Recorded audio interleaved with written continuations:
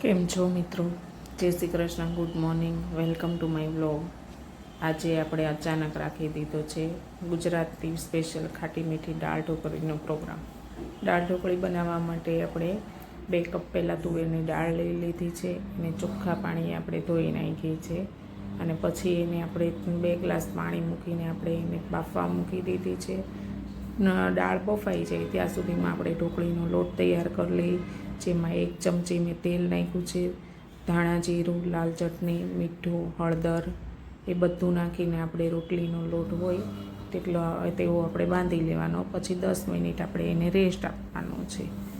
દાળ બફાઈ જાય એટલે આપણે એને ક્રશ કરી લેવાની છે બ્લેન્ડરથી. પછી એમાં મીઠું, આદુ મરચી, ગોળ, ધાણા જીરું, હળદર, લીલો લીમડો એ બધું આપણે મસાલો સરસનો કરી લેવાનો છે. પછી આપણે એમાં લીંબુ પણ આપણે 1 લીંબુ મેં એડ કરી લીધું છે. લીંબુ નખાઈ જાય પછી આપણે એને સરસ ઉકળવા દેવાની છે. દાળ ઉકળે ત્યાં સુધી આપણે ઢોકળીનો લોટ જે બાંધ્યો હતો એને આપણે રોટલી જેવી પતલી પતલી આપણે ઢોકળી બનાવવા માટે રોટલી મુઠ્ઠી વણી લેવાની છે અને પછી એને આપણે પાછા ચપ્પાની મદદથી સ્ક્વેર કટિંગ કરવાનું છે. અને જે દાળ ઉકળતી હોય એમાં આપણે છૂટી છૂટી જગ્યાએ અલગ અલગ જગ્યાએ નાખવાની, જેથી કરીને આપણે લોંદો ન થઈ જાય. અને એમાં આપણને સિંગદાણા પણ આપણે નાખી દેવાના છે. દાળ બફાતી હોય એમાં સિંગદાણા નાખી દેવાના છે.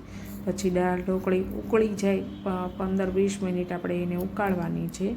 પછી એમાં વઘાર કરી લેવાનો છે. રાઈ, જીરું, લવિંગ, સૂકું લાલ મરચું, લીલો લીમડો, હિંગ અને લાલ ચટણી નાખીને આપણે એમાં તડકો આપી દેવાનો છે દાળને. પછી ધાણા આપણે કટિંગ કરીને નાખવાના છે. જો મસ્ત દાળ ઢોકળી આપણી તૈયાર થઈ ગઈ છે. ખાવામાં ખૂબ ટેસ્ટી લાગે.